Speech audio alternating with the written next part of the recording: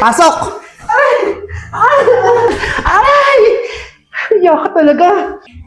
Ang arte-arte mo. Kala mo, maganda ka ba? Kahit ang bilhin ng pera. Gusto mong pera? Bibili kita ng pera. Hindi ako nabibili ng pera. Kahit wala akong pera, wag lang ako gumayo sa inyo, mga kriminal. Oo, wala yung amo ko rito, no? Siyempre, kapag wala kang amos, huwag ka muna kumilos-kilos, saka lang ako kilos kapag dumating na sila, para nakita lang gumagalaw-galaw ako. Oo naman, siyempre. Alam mo naman ang buhay, di ba? Kaya madiskarte ka. Mas maganda pa nga ako sa amo ko eh. Yes. O, basta punta ako dyan sa, sa Caloocan. Kita tayo ng mga friends natin. Oo. Di pa kasi ako sumasahod eh. Oo. Baka ibigay sa akin. Ha? O, sige na. Bye ah. Itong mga friends ko. Wala nga mga amo ko. Wala pa. Anong oras na? Sabi makikiramay lang daw. Baka mamaya na ako maglilinis. Tamad pa ako. Mukhang hindi pa naman darating yung amo ko nun. Siguro matutulog na lang muna ako.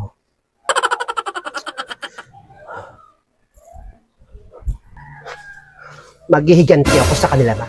Hindi ako papayag na ipinakulong ako. Tama yan. Tama yung iniisip mo. Kailangan maghiganti. Di panay kahihang ginawa na sa atin. Kalama.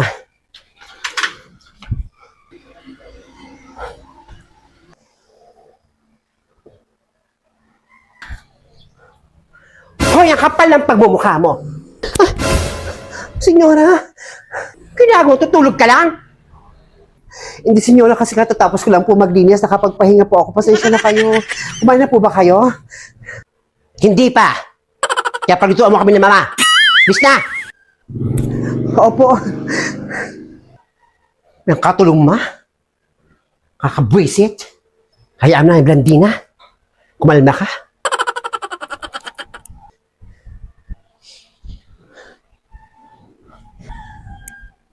Ma, ano bang plano natin ulit? Hindi ako papayag na ganun lang tayo. Kung di ko pa natawagan si attorney, malamang di tayo makakalabas sa kulungan na yun.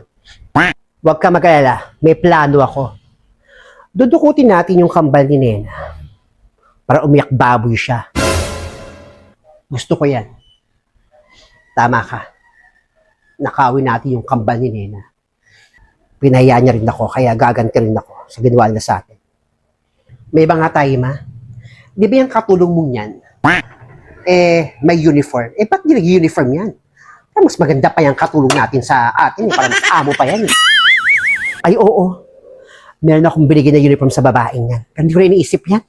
Ayoko na stress. Ikaw na magsabi kung gusto mo. Isorry mo na kayo sa agency. Tubigil ka nga, Blandina. Pag nalaman ng agency na sisol natin yung mga katulong, malamang, hindi tayo bibigyan. Isip-isip ka nga. Kaya mo ba maglaba? Babaeng to. Kais. Georgina! Madam? Halika nga. Hoy, Georgina. Di ba meron kang uniform na pangkatulong? Ba't di mo sinusuot? Naku, madam, pasensya na po kayo kasi hindi po sana yung balat ko dun sa uniform eh. Medyo gusto ng katawan ko maganto. Napaka-arte mo. Suotin mo yan ah. Ayoko hindi ka naka-uniform. Opo, senyora. Suotin ko na po bukas. Madun muna ako sa taas, ma. Sige na doon ka sa taas. Taing-tain na ako. Sige, ilabas nyo na yan. Kaya nung pa naamoy sa kotse yan.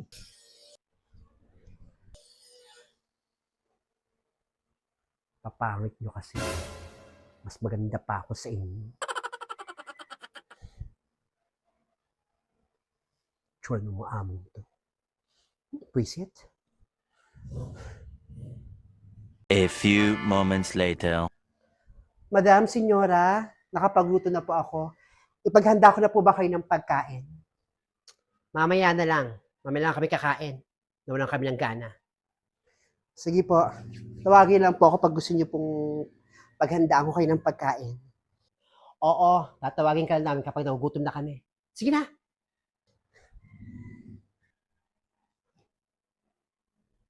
Meanwhile. Hello po. Apa, sige lang po. Wait lang po. Senyora, may tumatawag po. Ano? Wala ka bang common sense? Alam mo, jumijelbak sa pag. So, mo sabi mo, wala ako. Pasensya na, madam, kasi importante daw. Sila! Sige po. Sabihin ko na lang po. Excuse me po. Jumijelbak po pala. Oo. Mamaya daw po kayo tumawag. Salamat po. Katulad na, baka walang common sense.